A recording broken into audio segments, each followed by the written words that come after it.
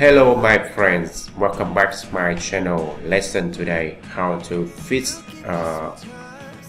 top panel not display in AutoCAD. Okay, it's so easy. C U I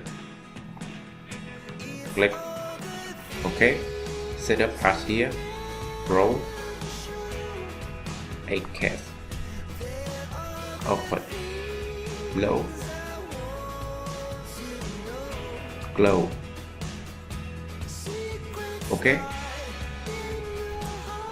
tap panel display default. Okay, it's so easy.